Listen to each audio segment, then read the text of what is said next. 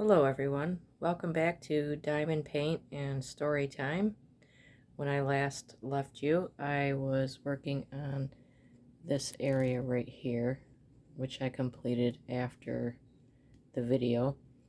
I didn't get to work on anything too much this week, so I'm on to the next square, and hopefully this weekend I can get all the way over and get this row done. So for those of you who watch as well as listen to the story, I've got my little bendable tripod set up at an angle. I'm experimenting with the angles. I hope this one looks a little better than the previous ones. So I will begin reading, and thank you everybody for joining. Now I begin Chapter 8. Jan Canty stepped off the December 4th plane from Phoenix. Al was waiting for her, grinning widely as she came up the ramp. Jan Canty had much catching up to do. She'd let so much slide because of the mono. Her paperwork was piled up at home, and come Monday, she was anxious to get back on track in her postdoctoral program at the University Health Center in Detroit's Medical Center. Her fellowship was the last phase of her education. The program was run by Aaron L. Rutledge, a respected psychologist who used to write a weekly help column for the Detroit News. "You're not a psychotherapist to your family and friends," he'd say. "Leave it at the office. It's not fair to you, and it's not fair to them. Turn it off at the end of the day. Just be a spouse, a sister, a daughter." It was good advice. It took a lot of mental energy to apply her skills. She had no desire to do a free workup on Al or anybody else. That included herself. She often avoided telling strangers what she did for a living. People at parties sometimes got defensive. "I don't want to be psychoanalyzed," they would say. "Don't worry," she'd say. "I don't work for free." And it was work. It was not a hobby. It was not a parlor game. Dr. Rutledge also had supervised Al in the early 1960s. It was just one of several parallels Jan had with her husband. She never really planned to follow Al Canty's career path. Over the years, it just seemed to work out that way. Now I'm going to paraphrase a little bit of this chapter because it just goes into Jan's background. She had a twin sister and an older brother. Her mother was a homemaker and her father worked at Ford Motor Company, and she grew up in a pretty normal middle class type of neighborhood. She was an A student, and there was really nothing unusual about her upbringing. And she met Al in the summer of 1972, and they dated for a little while, and he encouraged her to continue her higher education and gave her a lot of confidence and was like a mentor to her, and she really looked up to him and admired him. So they were married in 1974, and they bought the fancy house in Grosse Pointe.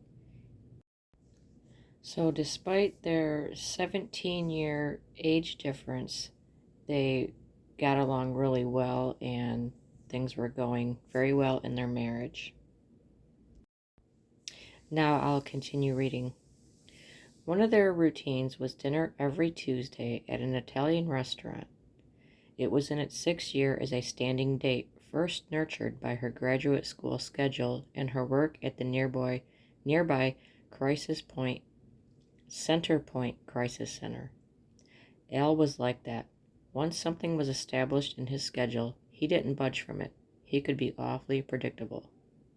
2 days after she returned from Arizona, they met for dinner. Al was late. Delayed, he said, by business at the Fisher. He always kept her waiting. Al ordered a Bloody Mary. He didn't drink often. Usually it just made him sleepy, but this evening he was pretty animated. He was still enthused about her recovery and return from Phoenix. Well, she thought, in another 6 months they could both ease up. She would be done with her fellowship. Then they could realize their long-term plans. They wanted to practice together in the Fisher Building. Then, the Detroit Guidance Center sign on Al's office door would take on some significance. Since his father's death, Al was the only psychologist in the building. Jan Canty could visualize herself and Al as a good pair of marriage counselors. Al would counsel the husbands. She would see the wives. Then, she thought, who knows? Perhaps we could even write a book together.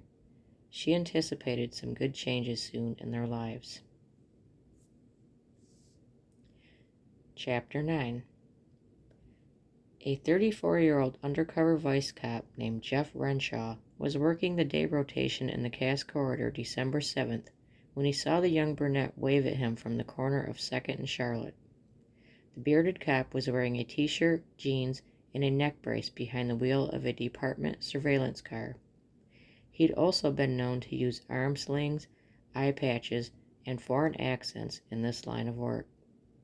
He was never quite sure why prostitutes went for such covers. Either it played on their sympathy or made them think they had the upper hand.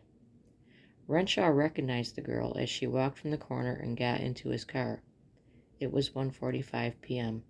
He'd seen her before, but obviously she didn't remember him. "You want to go out?" she asked.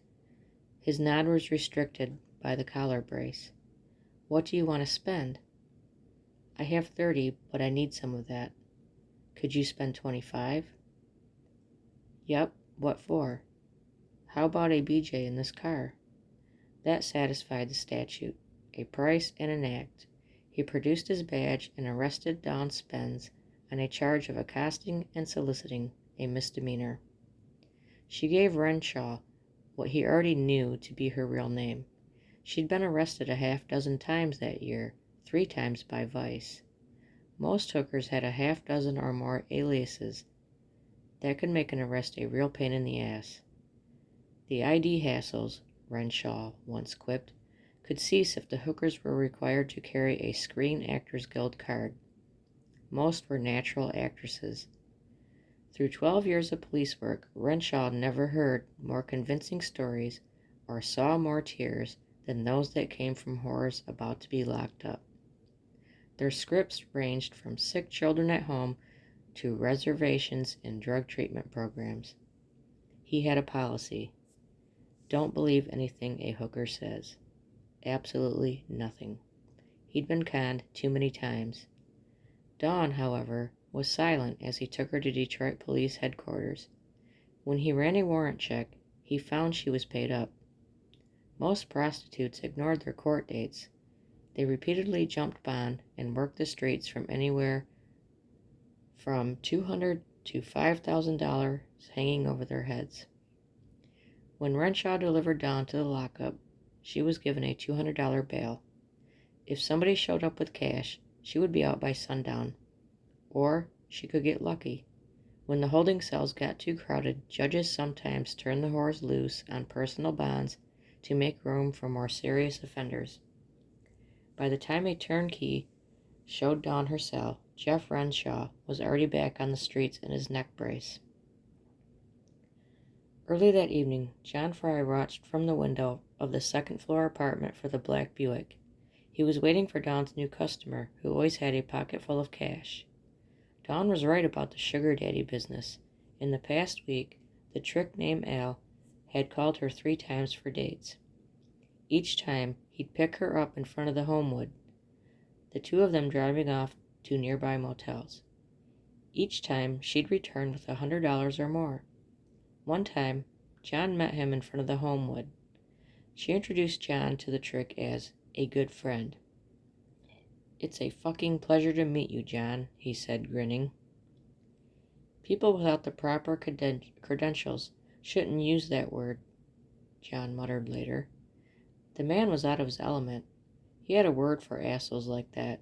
He was a goof. With each cuss word, his eyes seemed to say, "I said it," he said. "And I'll tell you, he don't look like no fucking doctor." But that wasn't an issue Wednesday evening. money was. Dawn had called John from the payphone in the police headquarters lockup. Get the bail money from the trick named Al when he shows for his date, she said. The Buick announced its arrival in front of the Homewood with a blast of its horns sometime between 6 and 7. Fry scurried down the stairs, but fell into a relaxed gait as he approached the car. Dawn's not here, Mon, Fry said, his dialect taking on a Caribbean quality. Sometimes that happened when he was feeling exceptionally smooth. She's in jail. She told me to tell you she needs $400 to get out. The trick reached into his pocket and handed Fry $150 wrapped in a Comerica bank envelope. John, I was going to give this to her tonight anyway. John said he probably could raise the remaining $250 himself, but the trick was eager to come to Dawn's rescue. I can't get any more money tonight, John, he said before driving off. First thing in the morning, when the bank opens, I'll bring the rest. John could wait.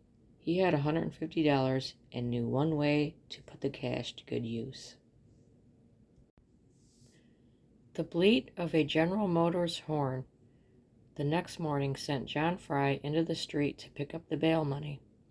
Words of gratitude crossed his lips as Al slipped $250 into his hand in another Comerica bank envelope. John had to resist a smirk.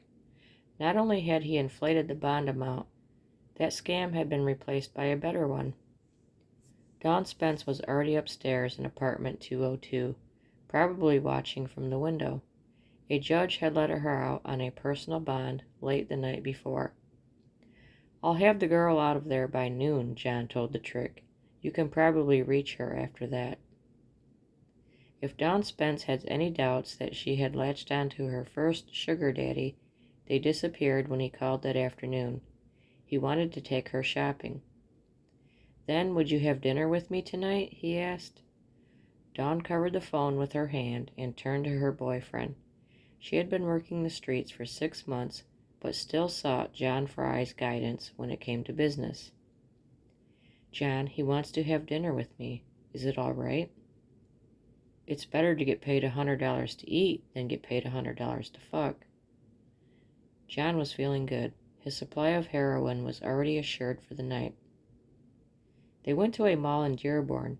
She picked out a full-length quilt coat with matching hat, gloves, and boots. He paid nearly $300 cash for the ensemble. Later, she would wonder why he never used credit cards. Only cash, he said. I don't believe in plastic. That created problems for me once. That wasn't so odd, but the trick did have some quirks. While most states couldn't wait, he had a spotty sexual appetite. He shunned other forms of physical contact. He never kissed her or held her hand. The only urgent request the date had made was that she not smoke in his car. He said he was allergic to tobacco. Now he was paying her to go to dinner.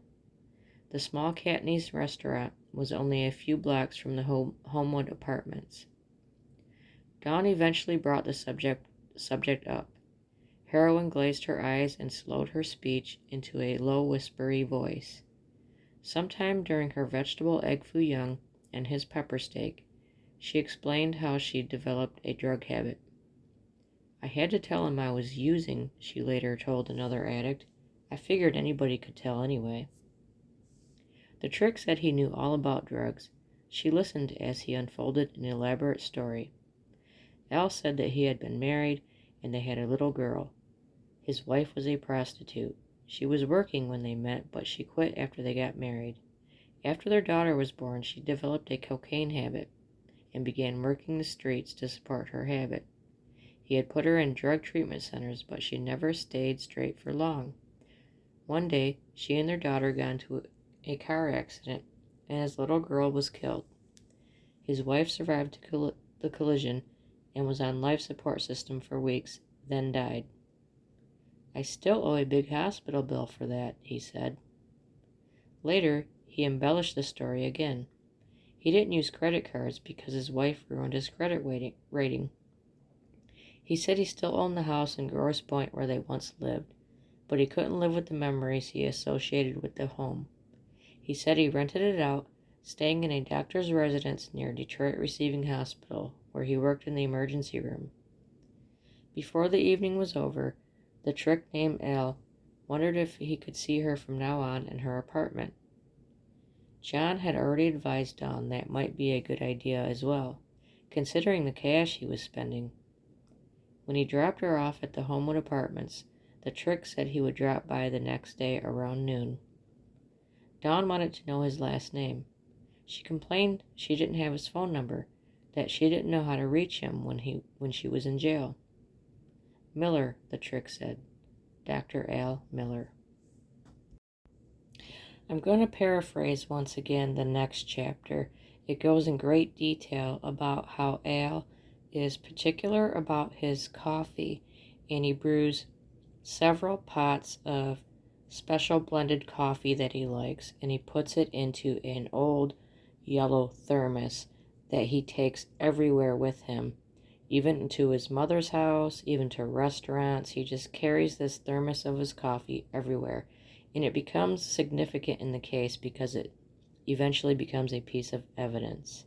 So I don't want to go into bogged down details about this whole chapter about his damn coffee, but that's the gist of it. He also starts lying to Jan, saying that he's doing psychological reports on prisoners at the Wayne County Jail every Friday. Friday is typically the only day that they spend together. So he's lying to her, saying that he's doing this on Friday, and she's really disappointed, but she doesn't question it or go into it because, of course, he's just trying to do his nefarious activities with this prostitute. So Al informs her of his plan for Friday, and Jan reasons that his parolee evaluations are his escape from the daily grind. Maybe I'm being too selfish, she thought, wanting him all to myself for the entire day. Jan was pleased when his Buick came up the driveway after the lunch hour. She guessed she could live with him missing for a couple of hours on their day off. On his first visit to apartment 202, Dr. Al Miller looked more equipped for an outing to the Detroit Public Library than to the bed of a cash corridor prostitute. He carried a yellow thermos and the morning newspaper as he arrived for the Friday lunch hour. John headed for the White Grove, nodding to the trick on the stairway. The apartment only had 3 rooms, a bathroom, a small kitchen, and a living room with a fold-out bed. John didn't much care what his girlfriend did with her tricks, as long as they paid in cash, but he had no desire to stick around when she conducted business. John occasionally gave some thought to the line of work that paid for his drug habit for the past 3 years. Some might call him a pimp, but that word was considered as demeaning around the corridor as the term whore. Whores fucked and sucked Johns for a living and had to give all their money to their pimps. Working girls went on dates and got paid by their tricks. They received protection from their boyfriends. John wasn't proud of his role, but he wasn't ashamed either. He took a rational view of the whole matter. Personally, I feel that 99% of the people in the world are prostitutes, he often said. They prostitute themselves to a job or whatever. Therefore, if you got to prostitute yourself anyway, then why make believe you're not, which most people do? The broad, specifically speaking of females, will live with a dude for security and fuck a man on the side. I'm a realist enough that I'd rather know that she's going out there and getting paid than me going out and prostituting myself and her fucking for free while I'm gone. But what makes a girl give her body to a man she doesn't even know? A friend once asked.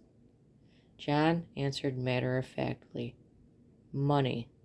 And if I was a woman, I'd be the biggest whore in the world, because I love money. I'll do anything for money. John Fry's love for the American dollar had been a costly affair over the latter half of his 37 years. That was one reason he'd gone into prostitution. It was a low-risk crime, for John at least. He already had marked 10 years in 6 state and federal penitentiaries. Between sentences, he'd married and divorced 3 times and sired at least 5 children. John's tour of prison cells began after he was drafted into the Army in 1965. He was court-martialed twice for desertion. After his discharge, he landed in prisons in Michigan, Minnesota, and Indiana. His felonies included bad checks, counterfeiting, and breaking and entering. He'd never been convicted of a violent crime. John did well in prison settings. He snagged preferred work details by keeping his institutional record clean. He handed out cell assignments as a clerk. He gave advice as a drug counselor in one of the federal pens. In prison, he finished his senior year of high school. He took college-level social science classes, including psychology. John could pull an average intelligence level on an IQ test, but one forensic psychiatrist evaluation also described what was perhaps his best talent. He can make people feel at ease and has developed the ability to ascertain people's needs and exploit them by fulfilling those needs. John had a big need not to be locked up. 3 times he'd escaped from institutions. When he was paroled from a federal halfway house in 1980, Lucky Fry vowed he'd never go back. The nickname was not intended as satire. John often said he earned it after being severely beaten and left for dead by a rival motorcycle gang. Others said it came from his ability to talk his way out of trouble. The word lucky soared on a pair of Harley-Davidson motorcycle wings and a tattoo on his left arm. It was only one of 17, most of which were penned by prison tattooists. In a sleeveless shirt, John's brawny limbs put on quite a display. On his left arm was LBT, living on borrowed time, FTW, fuck the world, a snarling panther, a 74 for the Harley-Davidson series, a praying eagle, Twiggy, a reference to his old girlfriend, and a winged skull in a motorcycle hat. On his right arm, he used to have Cheryl over a marijuana leaf, until Dawn crossed out his ex-girlfriend's name with a cousin's tattoo gun. A skull and crossbones bore the words, "As you are, I was. As I am, you will be." There was another skull. There was also a yellow tattoo of the cartoon character Tweety Bird. The most eye-catching of the lot was White Power. White was printed vertically down Fry's left arm in big block letters, Power down the back of the other. The tattoo was only visible when he was walking away, his back turned to a city that was nearly 70% black. "I guess they figure if I'm crazy enough to have it there," he once said, "I'm crazy enough to back it up." John's disdain for blacks revealed itself in other ways. He refused to allow Dawn to turn a date with one. Once he put the likes and dislikes of his life in a poem he sent to an old girlfriend. He claimed to be its author. Okay, I'm not going to read the poem this asshole wrote. It's really violent and racist, so I'm just going to skip over that part. John hadn't owned a hog or ridden with any clubs for years. His beard and hair were grown out, unlike those days when he preferred his head and face clean as he mounted the seat of a Harley. His money was consumed by cash corridor drugs, and he complained about the neighborhood frequently. Not only was the dope bad, but most of the action controlled by blacks. "I always said I'd never live downtown. That's dead," he later told a friend. "I'm not going to get caught up in that." But John was. and he knew it as he sat in the white grove. He watched the hustle outside and thought of Dawn servicing the free-spending trick he now knew as Dr. Al Miller. Already, Lucky Fry had made up his mind. He was going to find a way out. Possibly he already had. I have now moved forward to chapter 14, and we enter with a new character named Cheryl Krizanovic, which is really hard to say. I'm just going to call her Cheryl K. A prostitute by the name of Cheryl K. cursed what she was about to do. Since the day she met Lucky Fry, her life had unfolded in a series of calamities. But now here she was again, running back to her old boyfriend for help on a cold mid-December night. But damn if I'm going to spend the winter in the street, she told herself, especially while John and his new girlfriend played house in the Homewood Manor apartment. Cheryl already had ruined the Ford Escort that had served as her home for 4 weeks, as well as the regular trick who had gave it to her. She totaled the little car on her way to cop dope one night. As for the sugar daddy, the Arab from Dearborn was broke. She'd shut off the sex long before the warehouse worker ran out of cash, but it took an empty bank account to bring him to his senses. John Fry owed her, she reasoned. He owed her a place to stay until she found something, or someone else. After all, she thought, I'm the one who kept a roof over his head for all these years. She planned to tell him as much as soon as she got to the Homewood. If that didn't work, she knew a few packs of dope would give John a conscience. Cheryl K. didn't wonder any more how she got into such jams. The prostitute was only 2 months into her 21st year of life, but already she felt like a worn-out machine. She met John Fry on a fluke during an inmate visit at Jackson Prison in 1979. She was 15, living with a friend and running from her stepfather and memories of a rape. 2 months later, on April Fool's Day, she helped John escape from a work farm. Since then, she had endured nearly a half-dozen unwanted pregnancies, a miscarriage, a saline abortion, broken ribs, a shattered spleen, several drug overdoses, countless abscesses, and a crippling case of gangrene. She'd been raped by one of John's friends, been train raped by 29 members of a motorcycle gang, and endured an average of 2 rapes a month working the streets. Jesus. John had given her a daughter, but then helped her lose it to the courts. She had tried suicide twice. Half of this happened before John ever convinced her to turn her first trick. But the old machine could still make money, up to $500 a day if she worked at it. When she first started, her thin shoulders, blonde hair, and lashy eyes earned her the nickname of Twiggy. Now, some of the cops in John's called her the librarian hooker because she sometimes wore thick glasses and put her hair up in a tight bun. The dates were nuts for the look. For 2 years, Cheryl had turned every trick for John. Now she worked for herself. She didn't know what else to do. At least that's what she told herself. John had always promised her that one day he would find a job, they would kick their drug habits, and she wouldn't have to work the streets. One day did arrive, but it was the day John didn't need her or her money anymore. She was still hurt and angry.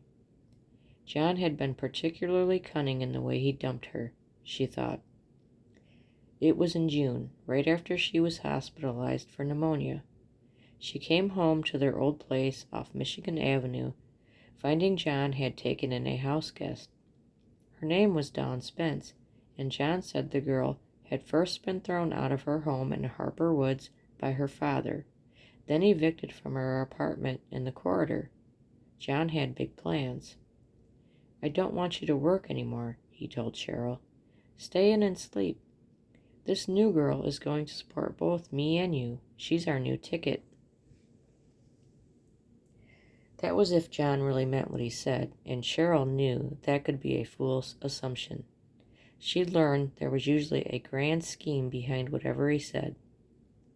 Right off, Cheryl hadn't liked the way John was acting around the new girl, and she didn't like the new girl's attitude. She didn't need to look at the new girl's license to tell she was from the suburbs. The new girl is a snobby bitch, she thought. Dawn acted as if she was too good to talk to anybody but John. One night in bed, Cheryl confronted him. "How come you pay more attention to her than me? Maybe you should invite the bitch into your bed." That night, John moved her stuff out of his room. "Fuck you then," Cheryl told him. "Then you ain't getting none of my money or none of my drugs." And he didn't. Cheryl's drug binge ended several weeks later at a stop sign near downtown. The last thing she remembered was using the rear view mirror to inject heroin into her jugular vein. A squad car found her there, passed out at the wheel. Between that and a slew of outstanding prostitution tickets, she served 71 days in jail. When she got out, it was her 20th birthday. To hell with John, she told herself. She turned a few tricks and bought herself a cake, the size someone buys for a banquet. She had the baker top it with 20 blue roses and "Happy Birthday, Cheryl." She visited a hairstylist and bought a new dress and a new set of earrings. She bought a bunch of birthday cards. "Here, you sign this, then give it back to me," she said, distributing them to people in the neighborhood. She thought she was going to spend that night alone with her cards and blue roses. John and Dawn weren't around. They were busy moving to the Homewood apartment. Then John's younger brother, Jim, came over with a friend, a couple of joints, and a bottle of Asti Spumante. She was glad they did. She was afraid of what she might have done alone that night. Cheryl knew what her problem was then. She knew what it was now as she walked toward the Homewood apartment. There was a part of her that still loved John. She couldn't understand it, considering the way he had used her. She wished she knew how to make the feeling stop. When Cheryl reached the apartment building, she resolved she wasn't going to let him see she still cared. John didn't argue about her staying. He said she could have the couch, but she could see Dawn wasn't happy with the idea. "We're like family anyway," John told both of them. "You know I'd do anything for family, Mon. You know me well enough to know that." Cheryl guessed otherwise. It had little to do with family, friendship, or the love she thought she once had for her. All good old Cheryl is to John Fry, she thought, is a couple extra packs of dope. For now, that would work just fine. So now I'm going to run through chapter 16 really quick and just say that Jan is disappointed that Al is taking up this so-called extra work, and she's starting to wonder if they're in any kind of financial trouble, and she's really not questioning anything. And she's trying to look through all this paperwork, and she suspects that something's going on, but she has no reason to not trust him. And after 9 years, she thinks that she ought to know whether or not she married an honest man. Only a fool, she thought, wouldn't have realized that by now. Now I'm going to read chapter 17, where John, Cheryl, and Dawn are all starting to plot this whole plan. "Listen, Cheryl," John said. "With this trick, we're going to play brother and sister just over here visiting Dawn." What else, Cheryl thought.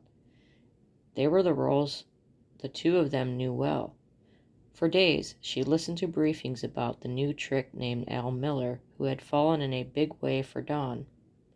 It started to get real good, John said, when he began coming to the apartment, usually around noon, sometimes in the early evening. Each visit brought a minimum of $100, but often more. John got caught up in the research, asking other girls how to milk a sugar daddy. Then he'd pass the expertise on to Dawn, who alone dealt with the trick. She nicked him for rent money, her grocery budget, utility bills, and any other expenditure John and Dawn could inflate or fabricate. Dr. Miller supposedly wanted Dawn to think of the money as his way of helping. He didn't expect anything in return. With him in the picture, she didn't need to work the streets, he said. Once he got through some financial difficulties caused by the death of his wife, that was a lie. He wanted to move her out of the corridor, set her up in an apartment. Then he'd pay for college if she wanted. Dawn, you know your college material, he said. Soon he planned to have a private practice, he told her. She could come to work as a receptionist. Some days he rambled on about his work, telling hospital stories from the Detroit Medical Center. On others, he was just content to relax at the kitchen table, sip coffee from his thermos, and read the newspaper. He seemed to be satisfied just being in the same room with her. Dawn later said she often just tuned him out. Several times he surprised them all in the morning. Dawn took his packages at the door as John scrambled from sight. There were treats like chocolate milk, donuts, and orange juice. I just thought you could use some things, he said, grinning. Then he hustled back to his Buick. One day, Dr. Miller brought over what he called his special blend of coffee. John had to admit it, the stuff was pretty good. Dawn brewed a fresh pot whenever the trick stopped by. John theorized the regular was trying to elevate the relationship, at least in his own mind, beyond what it really was. The pattern was all pretty typical, Cheryl thought. Some regulars got quite caught up. It usually never lasted long, a few weeks, sometimes a few months. Get all you can right now, was John's advice. Tricks are unpredictable. You treat every date like it's the first and the last. One day they just don't show and they're gone, and they don't announce it ahead of time. But John also wanted to keep a good thing going. He said the trick wasn't to know that he and Dawn were sleeping together. The guy must be stupid or blind, Cheryl thought. John's clothes were in the apartment, but John was adamant. When the black Buick pulled into the Homewood parking lot, Cheryl followed John out of the apartment, and they disappeared. It's just good business practice, John said. By late December, less than a month after Dawn and the doctor first met, Cheryl and John were making their timed exit 3 or 4 times a week. She knew John liked to play hide-and-seek with tricks. Cheryl guessed he came up with such maneuvers to justify the money he received for basically doing nothing. Protection. There was no protection. All that John Fry or any other pimp ever did for a girl was lay a good beating on someone who raped her. But that was after the fact, if he ever found him. Most of the time, John got high at home and waited for more money so he could get higher. Cheryl knew from experience that a girl was largely defenseless when she worked. She had been thrown out of her car naked, 20 miles from downtown, fought off a freak wielding a screwdriver, and stabbed a guy in the leg who tried to take what he wanted for free. Each time John was missing in action, talking business with his admirers on the street. When John did want to hang around their old house off of Michigan Avenue, they played the sibling charade. He always preached it was bad business to roll tricks, but his professional scruples didn't seem to matter if he was sick or needed quick cash. Then he used to hide in a closet or behind a shower curtain. Just after Cheryl got into bed with the date, John came crashing into the room shouting, "What the fuck are you doing in bed with my sister?" The trick would go soft and run. The date was miles down the road before realizing his wallet had been vacuumed in the excitement. Now, John's playing it slick with Dawn's new regular, Cheryl thought, hoping for long-term gains rather than cash on hand. She finally met Dr. Al Miller face to face one day when they were late getting out of the apartment. At first, the man in the green sport coat looked like just another date. "Hi, Al. My sister Cheryl," John said. The trick gave her an odd smile. She could have sworn he winked, but his eyelid never moved. "It's a pleasure to meet you, Cheryl," he said. Cheryl and John went up a flight of stairs and sat in the hallway. They lit a couple of cigarettes. "I told you he was a goof," John said. "It's her first sugar daddy. She's not sure how far she can play him." Big fucking deal, Cheryl thought. He acts as if this is something new. She had seen half a dozen regulars just like Al come in and out of her life over the years. Before the Arab, there was the plumber. He was 50 and married. In the end, he was endorsing his $400 paycheck and handing it to her every Thursday. They only had sex 3 times in 3 months. She would make it a personal challenge. How much can I get without ever dropping my pants? She eventually lost all her regulars that way. Prostitution was the world's oldest masquerade, she thought. It ran on deception as well as desire. Well, that's going to wrap it up for this installment, and thank you for listening and watching. I hope to finish the book and the story at the same time that I finish the diamond painting. So I'll talk to you soon.